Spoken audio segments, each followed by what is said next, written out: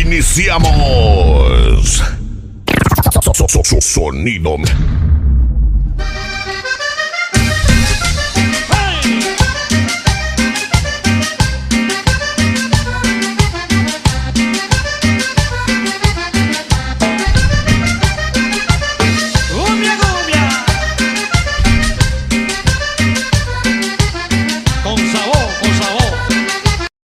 Hola jóvenes, hoy nosotros vamos a estar hablando acerca de la escuela estructuralista y más que nada es algo de lo que debemos estar entendiendo nosotros acerca de qué es la escuela estructuralista. Al principio yo no podía entender, y igual se los comparto porque es algo que yo al momento de estar estudiando, es por qué y cómo, por qué nació esta escuela estructuralista y cómo es que se aplica hoy en estos días, más que nada jóvenes. Y bueno, vamos a hacer cuento de esto. Fue más que nada, ¿por quién fue fundada? Pues fue fundada por psicólogos y sociólogos que se interesaron en las estructuras sociales de las organizaciones humanas, aunque por lo general también se basan en otros análisis de la comunidad, como son los vínculos racionales, si tienen religión, son religiosos, históricos, lingüísticos, formas de gobierno y trabajo, pero también han investigado otros tipos de relación social, y también más que nada son tanto productivas como religiosos, de diversión, educativas, sindicales y convivencia social, familiar, y pudo haber un poco más de cosas, pero también pudieron para encontrar las reglas más que nada de la organización y de la forma de gobierno y producción, además de los elementos fundamentales de las características. A lo que estaba estudiando ahí, indagando un poco acerca del tema, es que esta escuela estructuralista, primero, más que nada, estaba aplicada en regímenes de militares. Después de ahí, como vieron este modelo, cómo estaba estructuralizado, más que nada, a lo que voy a continuación ahorita, fue acerca de que el gobierno, los militares, siguieron este modelo y luego lo pasaron a los gobiernos. Y de ahí se fue expandiendo esta teoría y esta forma de gobierno. ¿Por qué? Y vamos a hablar un poco acerca de qué es el estructuralismo, más que nada. Les mencionaba, jóvenes, el estructuralismo. Vamos a entender esta parte para que podamos conocer un poco más acerca de esto. El estructuralismo mismo se entiende del estudio de los sociólogos de las diferentes formas de organización social, patrones de organización, de interacción, cómo interactúan entre cada uno de ellos, también la visión y algo más que nada la forma de pensar. Elementos de estratificación social, o sea, es lo que les mencionaba anteriormente, las clases y las jerarquías, o sea, todo tiene que tener un orden, más que nada es lo que se basa esta escuela estructuralista, el orden que deben de llevar cada una de las cosas. Así es como funcionan, también es como la función de cada uno de los miembros, por el sexo, la edad, la posición social, a fin de conocer cómo operan, cómo se adaptan o, en el peor de los casos, cómo destruyen las organizaciones sociales. Más que nada aquí debemos de entender esta parte ya, que la escuela estructuralista está más que nada, está estudiado en el estudio, está enfocado en el estudio que hay entre las organizaciones, cómo operan, cómo se relacionan entre cada una de ellas. Y más que nada, algo que estudia también esta escuela estructuralista son 5 puntos fundamentales que a mi parecer son algo que debemos de siempre estar recordando, porque es algo que vamos a estar aplicando a nuestro diario vivir cuando estemos en una empresa. Los objetivos de la organización es uno de ellos. Es importante saber que cada uno de los miembros tiene que definir y analizar objetivos. Además, también tomarse en cuenta los objetivos abstractos, o sea, los ideales aplicados en los miembros.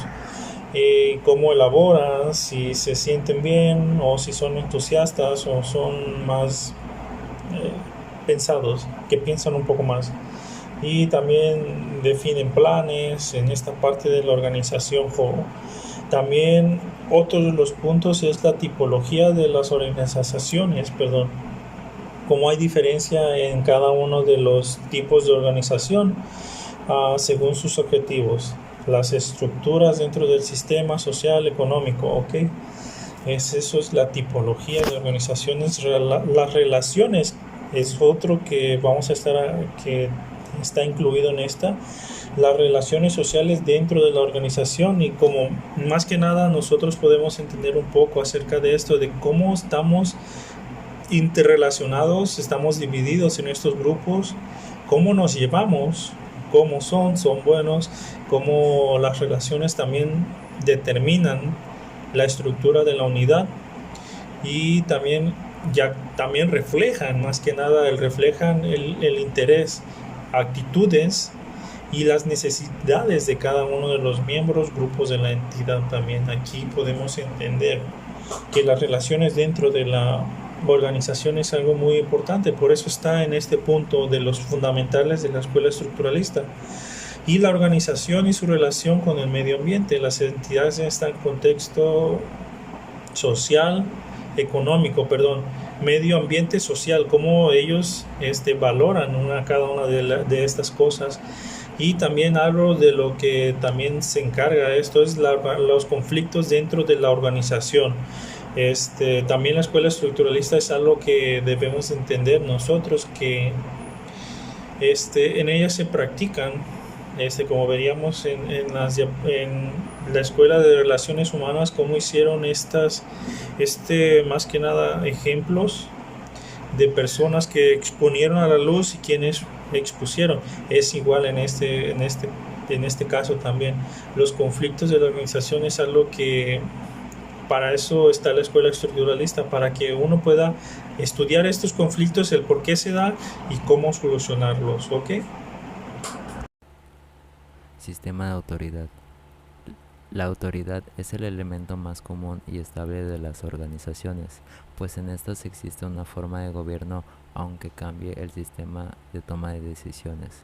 Por ejemplo, en una empresa de alto directivo es el responsable de tomar las decisiones a fin de que se cumpla un programa de acción a largo plazo o un plan rector, mientras en el club social o en el sindicato la asamblea general, o sea la reunión de todos los miembros de la organización, es la encargada de decidir. La autoridad recae donde está el conocimiento. Sistema de comunicación. Administrativamente, en las empresas, la comunicación organizacional tiene diferentes flujos y pueden correr en distintas direcciones, en sentido horizontal, entre posiciones iguales, o sentido vertical, entre rasgos diferentes, de arriba a abajo o viceversa. Pueden transmitirse de diferentes maneras, oralmente, por escrito, por teléfono y con diferentes contenidos, como órdenes, informes, representaciones, etc. Sociológicamente, la comunicación es el proceso de dar a conocer estados subjetivos, ideas, sentimientos y creencias por el medio del lenguaje oral y simbólico. La comunicación entre los grupos humanos constituye el factor principalmente de su unidad y continuidad. Es el vehículo de la cultura y por lo tanto es el verdadero fundamento de la sociedad humana. Por esto se establecieron diversos modelos de administración y dirección basados en valores.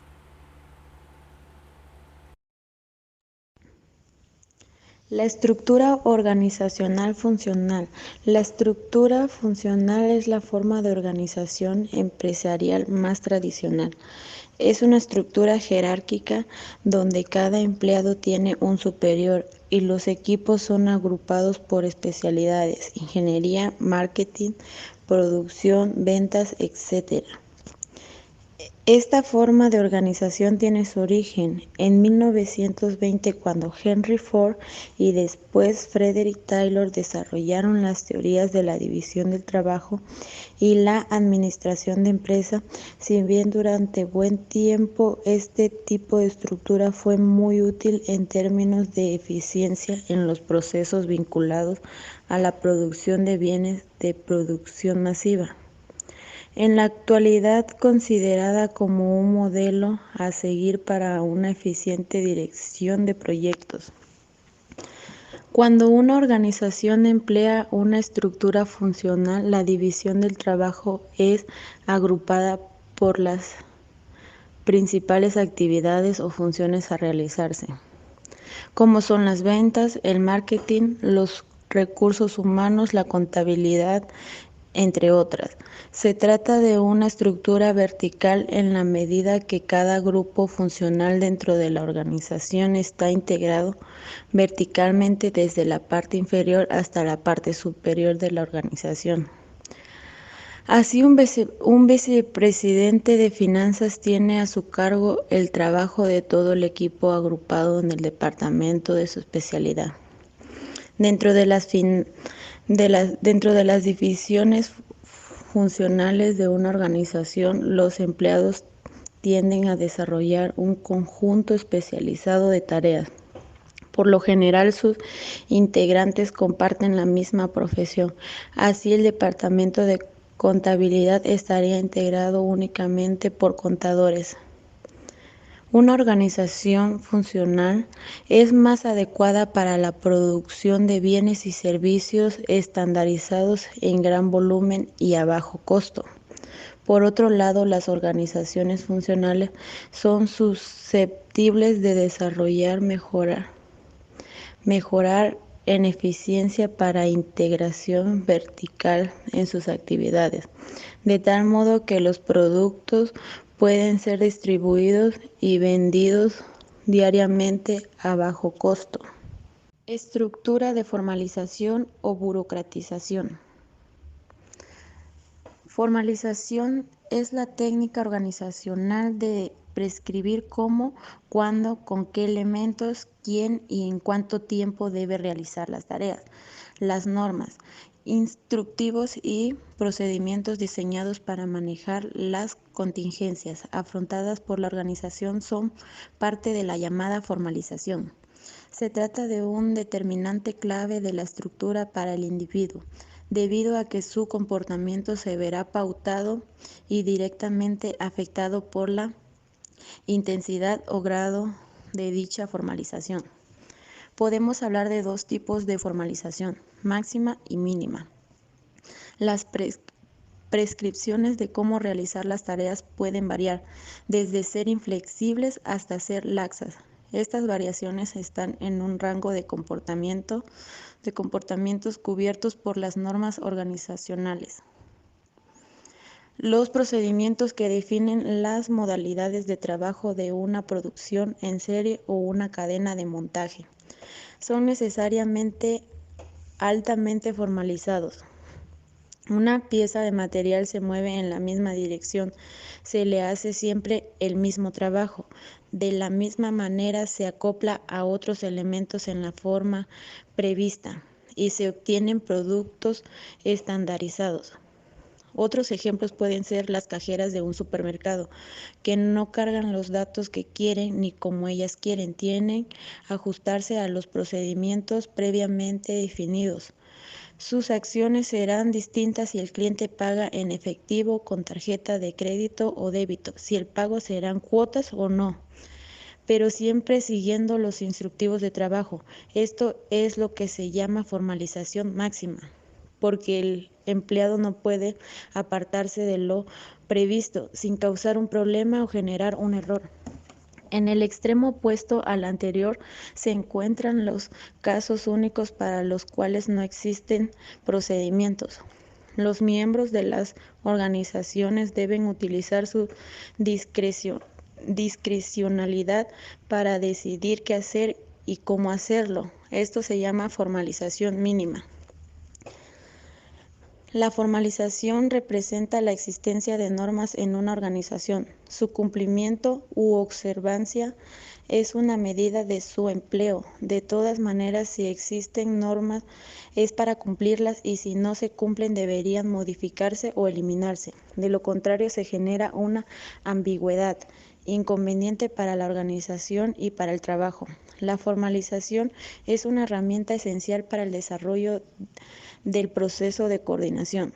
La forma de mantener centralizada la toma de decisiones en organizaciones grandes con gran variedad de actividades y tareas. Es justamente a través de un alto grado de estandarización y formalización. De esta manera las decisiones se adoptan y programan en los niveles más altos, asegurándose la conducción de la organización, un desempeño adecuado por parte de los trabajadores. Si pueden incluir objetivos, planes, presupuestos, procedimientos y controles para cada una de las fases operativas de los procesos. Las organizaciones con actividades rutinarias son más propensas a tener una formalización mayor, como el correo, los bancos y las cadenas de montaje. Características generales. El estructuralismo relaciona, a diferencia de Taylor y Mayo, la empresa con el sistema social que la rodea. El enfoque de estudio, en este caso, es básicamente sociológico. Se integra la sociología, análisis de las organizaciones. 1. Analiza los elementos formales e informales de la organización y la relación entre ellos. 2. Observa los grupos informales y su relación dentro y fuera de la organización, es decir, toda la dinámica social que se produce en la entidad o unidad productiva. 3. Estudia todos los niveles de la organización, superan a Taylor y a Mayo, que son más específicos. 4. Considera los estímulos materiales, sociales y ambientales y su interdependencia e influencias mutuas. Hace una síntesis de las teorías de incentivos económicos y de incentivos sociales y ambientales de Taylor y Mayo respectivamente. 5. Analiza las relaciones de intercambio e influencia entre las organizaciones y su medio ambiente. Deja atrás el concepto de empresa como un ente aislado. Define los problemas, conflictos, objetivos, intereses y actitudes que se producen dentro de la estructura formal e informal de una unidad productiva. 6. Su estudio no solo es crítico, sino también es comparativo. Yo continuaré con el apartado de principales exponentes en la escuela estructuralista, comenzando por Max Weber. ¿Quién fue Max Weber? Fue un famoso sociólogo, economista y politólogo alemán, quien es considerado uno de los sociólogos más importantes de los siglos XIX y siglos XX. Él estudió a fondo los fenómenos económicos y administrativos. También desarrolló un modelo ideal para la administración. En sus obras más importantes podemos encontrar Economía y Sociedad, la cual comprende gran parte de sus aportaciones. Otra es La ética protestante y el espíritu del capitalismo. En ellas analiza históricamente la sociedad y la economía, revisa conceptos como autoridad y poder, las organizaciones y su burocracia. Si bien continuando con sus aportaciones, podemos encontrar como las más significativas el concepto de burocracia, quien dice que Weber entendió como burocracia al conjunto de personas que trabajan en el sector público, ya sea nacional, regional o municipal, y que tienen un conocimiento técnico para llevar los asuntos públicos. La palabra burocracia viene del francés bureau, que significa escritorio, y del latín cracia, que significa mando. Para él, el concepto de burocracia remite a la dirección y administración del sector público, por lo que desarrolló un modelo ideal, siendo este su segundo aporte importante a la administración. Weber nos dice que el modelo ideal de la burocracia debe comprender a. La máxima división del trabajo. quien dice que para que las empresas públicas y privadas puedan lograr su objetivo, cada eslabón debe contar con su propio deber. B. Jerarquía de autoridad, quien nos dice que la organización debe estructurarse en una jerarquía de autoridad y que para lograrlo debe tener autoridad legal. Dice que todo empleado debe estar sujeto al control y supervisión de un superior.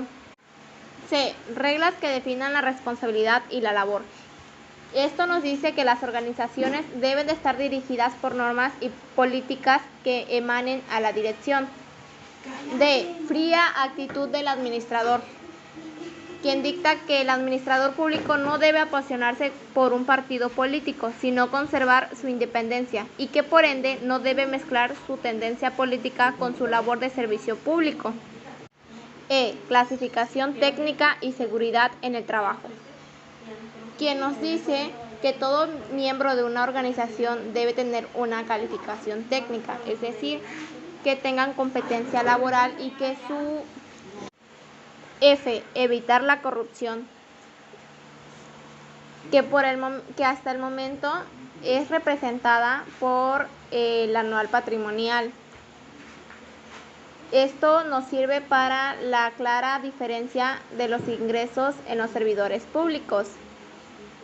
Continuando con otra de sus aportaciones, encontramos la clasificación de la autoridad, cuya clasificación está dividida de tres maneras: la autoridad legal, la autoridad carismática y la autoridad tradicional. Mi nombre es Rafael Josué y yo les hablaré sobre una autora muy importante que es Renate Mainz. Es una socióloga alemana, fundadora del Instituto para el Estudio de la Sociedad Max Planck. Es reconocida principalmente por su trabajo en el estudio profundo de las sociedades y organizaciones, y su teoría más importante es que cada sociedad funciona de manera independiente y multifacética, integrada a partir de la unión de diversas estructuras. Sus principales aportaciones, según Mainz, la sociedad es un ente multifacético, puesto que se integra de muchas estructuras. En su obra más importante, Sociología de las Organizaciones, esta autora hace un estudio concienzudo desde el concepto de organización y su influencia en el entorno social, hasta el manejo de una tipología o clasificación de las sociedades. ¿Qué nos quiere decir? Que la organización es un elemento de la estructura social. No es una superestructura que descansa sobre una estructura definida por las relaciones sociales concretas, sino reflejo de un sistema imperante. ¿Qué quiere decir? Que un sistema que domina con formas modernas de organización, por ejemplo, orden y función administrativos. Renate Mainz, al definir y delimitar el concepto de organización, dice que es una formación social de totalidades articuladas en un círculo preciso de miembros y una diferenciación interna de funciones que están orientadas de manera consciente hacia fines específicos. Asimismo, esta pensadora menciona algunas características de las organizaciones. Primero, están orientadas hacia un objetivo común. Segundo, se manifiestan en acción recíproca con el medio ambiente. Tercero, buscan autopreservación. Cuarto, se integran en su funcionalidad con las demás organizaciones y la sociedad. Además, dentro de su estudio organizacional, Mainz considera tres aspectos fundamentales. Número 1, el individuo. La pertenencia del mismo a diferentes grupos, sus móviles y la medida de su participación, su comportamiento en organización y sus reacciones ante la situación social, estudiado desde un punto de vista psicosociológico. Análisis sociológico de la organización. Es necesario considerar las formas sociales que prevalecen dentro de la entidad, estructura, procesos y relaciones con el medio circundante. La significación de las relaciones entre el individuo y la sociedad o el Estado. Es importante analizar qué grado de libertad tiene el individuo con respecto de la sociedad y el Estado. Asimismo, esta autora detecta ciertos peligros para las organizaciones en la sociedad. Número 1. Cuando han perdido independencia como centros de poder social, controladas con un grupo dominante. Número 2. Que la racionalidad interna de la organización no tenga que ver nada con la razón ni con la calidad moral de sus objetivos. Una organización puede alcanzar tanto fines loables como disparatados. Por otro lado, en un análisis histórico y social de la organización, Mainz considera las siguientes organizaciones. Empresas. Este tipo de organizaciones, producto de la industrialización y sus condiciones tecnológicas, son las más modernas. Iglesia. Es de las instituciones más antiguas, formales y burocratizadas. Escuela, hospital y prisión. Son organizaciones con alto grado de difusión, a veces poco independientes, pero también muy burocratizadas. En las escuelas es más claro el proceso de crecimiento. El ejército es una de las instituciones más importantes. Su forma de organización ha sufrido, desde luego, cambios significativos. Administración. Ha experimentado cambios radicales a partir del concepto burocracia de Max Weber. Asociaciones. Las asociaciones económicas y patronales se desarrollaron juntamente con la industrialización, pero también fueron producto de los primeros grupos o sindicatos. No se conciben sin una evolución de la sociedad. Mainz dice que la empresa es el reflejo de la relación básica dentro de la estructura social y elemento fundamental de la división de clases. ¿Qué quiere decir? Que no es un componente superestructural como otros. Es el contexto donde se producen las relaciones fundamentales de producción capitalistas que determinan las estructuras sociales de las sociedades modernas. De acuerdo con su estructura y con los elementos que la integran, la empresa tiene las siguientes características. Número 1. Estructura formal. Se definen, en primera instancia, los papeles que desempeñan todos los miembros que la forman. Número 2. Formación y burocratización. La formalización expresa en qué medida las actividades de una organización son determinadas por reglas. Las organizaciones burócratas, por su parte, se caracterizan por un ordenamiento de reglas y una delimitación precisa de competencias. Número 3. Estructura de las comunicaciones. La información es vital para decidir. La comunicación es un elemento importante para la estructura. Número 4. Estructura de la autoridad. Se le llama así a las facultades de decisión y mando establecidas en reglas y papeles por una parte, y las obligaciones de ejecución y obediencia por otra. Amitai Etzioni es un sociólogo israelí-americano nacido en Alemania con el nombre de Werner Falk. Su familia era de origen judío, lo que ocasionó incontables problemas en su niñez por el establecimiento del régimen nazi. Etzioni obtuvo un doctorado en sociología de la Universidad de Berkeley, California, Estados Unidos. Principales aportaciones. En su obra principal, La organización moderna, Etzioni hace hincapié en la importancia de las organizaciones en la sociedad. Nacemos, nos desarrollamos y morimos siempre en una organización. Explica que las organizaciones constituyen un poderoso instrumento social a través de la coordinación de un gran número de actividades. También las entidades combinan personal y recursos, reúnen líderes, especialistas, operarios, máquinas y materias primas. Asimismo, evalúan continuamente sus tareas y buscan ajustarse para alcanzar sus objetivos. Por eso, piensa Etzioni, entre menos enajene una organización a su personal, más eficiente será, ya que los trabajadores satisfechos producen más que los frustrados. Etzioni considera los siguientes elementos dentro de las organizaciones. Número 1. División del trabajo, poder y responsabilidades. Estas divisiones han sido deliberadamente planeadas para alcanzar ciertos fines. La división del trabajo se verifica en la existencia de distintas áreas a las que se les asignan diversas funciones, para lo cual desarrollan diferentes actividades. La división del poder se verifica en el hecho de que todos los miembros de una organización no poseen el mismo poder y en la existencia de niveles jerárquicos de autoridad formal. En los niveles superiores se concentra el poder y la autoridad. La división de la responsabilidad en las comunicaciones es una consecuencia de las divisiones del trabajo y del poder de tal manera. Número 2. Centros de poder. Es un subgrupo de personas dentro de la unidad social aludida que controla los esfuerzos concertados en la organización. Dirige tal esfuerzo hacia los fines. En la antigüedad, los centros de poder estaban limitados a las civilizaciones mismas, mientras que en la actualidad existen diferencias entre el primer mundo y el tercer mundo, principalmente un coto, pues las características del poder dependen de la nacionalidad y de la región. Número 3. Sustitución de personal. Las personas que no satisfacen lo que se espera de ellas pueden ser sustituidas y sus áreas asignadas a otras personas.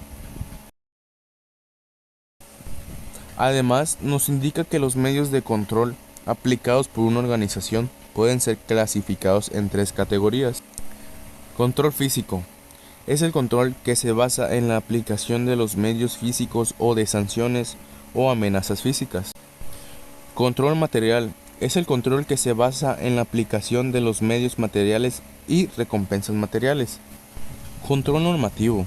Es el control que se basa en símbolos puros o en valores sociales.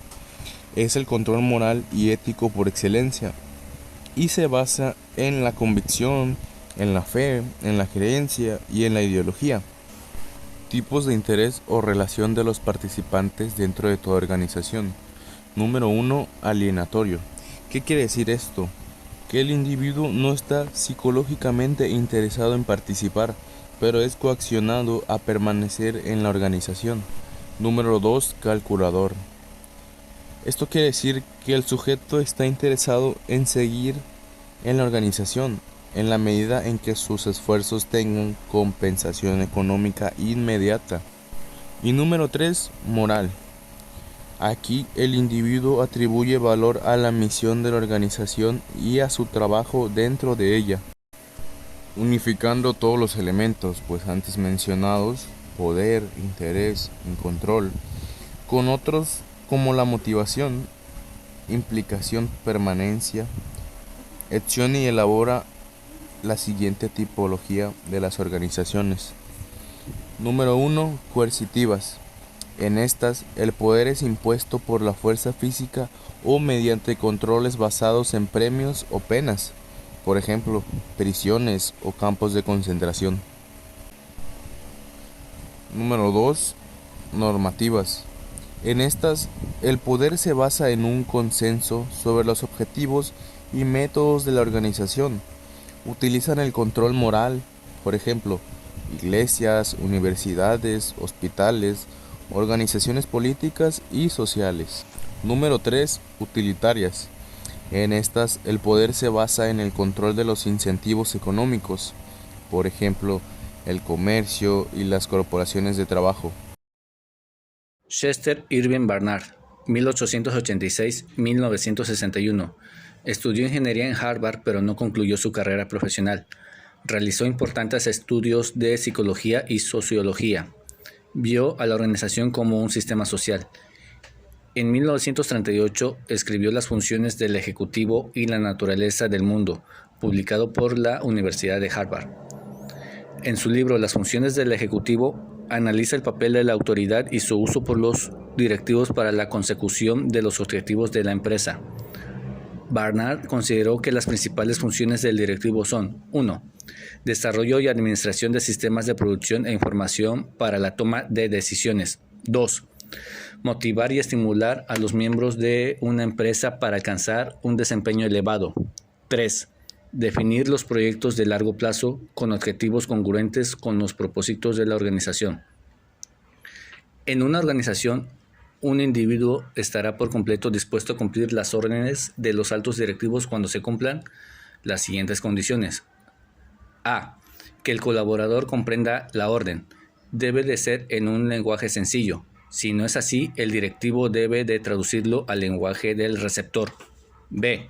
Que la orden sea congruente con la meta de la organización. Si un ejecutivo pide a un colaborador algo fuera de los procedimientos de la empresa, el colaborador entrará en un conflicto interior y si realiza la orden es corresponsable. C. Que la orden tenga relación con valores del trabajador. Si una orden, tarea o función de un puesto en una empresa no está alineada con los valores, principios morales y empresariales, difícilmente se ejecutará con gusto y eficiencia. D. Que esté capacitado mental y físicamente para ejecutar las tareas. La competencia laboral, la destreza de una persona al ocupar un puesto debe garantizar el grado de ejecución requerido. Cualquier falla en su capacitación y actitud repercutirá en su desempeño. Respecto a la autoridad, Barnard, de manera similar a Marie Parker Follett, sostenía que una autoridad efectiva se apoya en una eficaz comunicación entre los subordinados y sus superiores. Además, afirma que la jerarquía debe sustentar su autoridad en la capacidad de gestión y la ventaja que supone ganarse el respeto de sus empleados. Análisis comparativo y crítico. Algunas corrientes clásicas, científicas y de relaciones humanas de la administración conciben las organizaciones como sistemas cerrados, mientras que en la escuela estructuralista establece que, inciso A, deben interrelacionarse entre sí y con la sociedad misma. Inciso B, la empresa no es el único tipo de organización. A diferencia de los humanos relacionistas, los estructuralistas permiten que el conflicto se manifieste, para poder comprender sus causas y evitar sus consecuencias, pero la idea principal es de poder controlar la situación. La escuela estructuralista marca una etapa importante en la administración e inicia en una perspectiva integral y sistemática y de mayor amplitud en el análisis de toma de decisiones. Es un cambio de paradigma hacia la globalización de los negocios y/o organización. Hola, ¿qué tal? Buenas tardes, mi nombre es Isaac, vengo del grupo 103 de la licenciatura de Administración en el turno vespertino. Bueno, a mí me tocó exponerle lo que son las aplicaciones actuales en las organizaciones de la administración. Bueno, ellas son para mejorar el trabajo en equipo. Un requisito imprescindible para fomentar y mejorar el trabajo en equipo son las herramientas con las que cuenta la organización. Hoy en día, las empresas pueden elegir entre una diversa variedad de programas y aplicaciones diseñadas específicamente para mejorar el trabajo en equipo. Algunas de ellas son, pues ahorita les voy a nombrar lo que son 5 aplicaciones, no, son 3 aplicaciones las que les voy a nombrar, ¿va? La primera es Rebook. Este software en la nube, antes conocido como Teambox, es una de las herramientas más completas que permite el trabajo en equipo a tiempo real. La segunda aplicación se llama Trello, mientras que organiza el trabajo en cuadernos.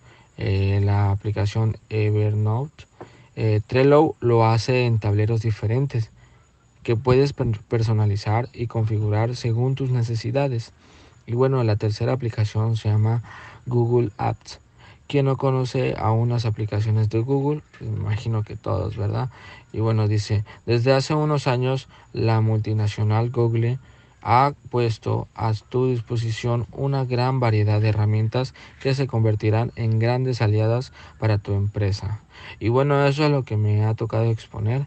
Espero que hayan entendido algo nuevo y hayan comprendido lo que les he expuesto, ¿va? Lo que les acabo de hablar, ¿va?